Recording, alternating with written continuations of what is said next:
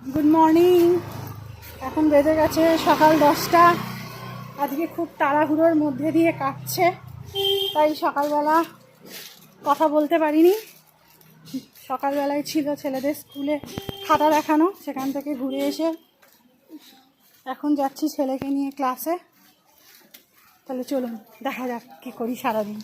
আমাদের এখানে সকালেই এক পশলা বৃষ্টি হয়ে গেছে। কি অবস্থা দেখুন, আমাদের বাড়ির সামনের পুকুরটা যেন মনে হচ্ছে একটা মাঠ। পুকুরটা বাঁধানো পুকুর, পুরো ভরে গেছে জঙ্গলেতে। আবার বৃষ্টি শুরু হয়ে গেছে, ভ্যাপসানি গরম, কিন্তু তার মধ্যে ঝিরিঝিরি বৃষ্টি। আর আমরা এর মধ্যেই হেঁটে এগিয়ে যাচ্ছি মেট্রোর দিকে।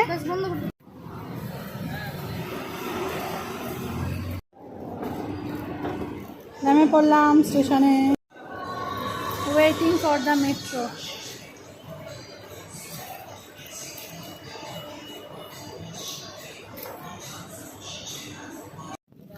ওই যে বললাম, বর্ষাকাল আর গ্রীষ্মকাল মানুষ এখন গুলিয়ে ফেলে।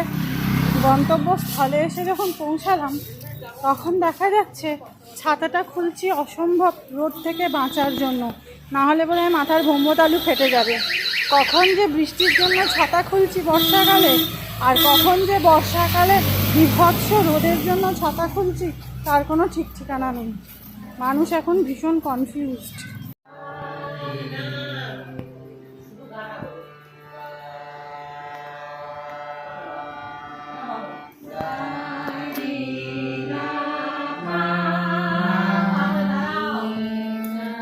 ম্যাডামের বাড়িতে বসে আছি।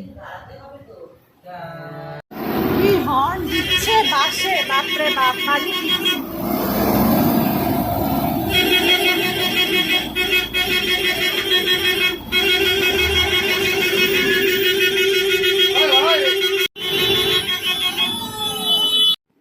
তাহলে আমরা ঘরে ঢুকে চলে আসলাম।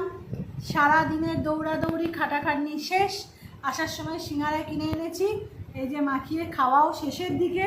সিঙ্গারা, মুড়ি, বাদাম, ঝুরি ভাজা। আমি আর আমার ছেলে খেয়ে নিলাম। আমি শুধুই হাতটা হ্যান্ডওয়াশে ধুয়ে খেতে বসে গেছি, জামা ছাড়িনি। আর আমার ছেলে জামাটা ছেড়ে নিয়েছে, ওর হাত মুখ ধোয়া হয়ে গেছে ভালো করে। তাহলে চলুন, ভিডিওটা আমি এখানেই শেষ করলাম। সবাই খুব ভালো থাকবেন। শুভরাত্রি।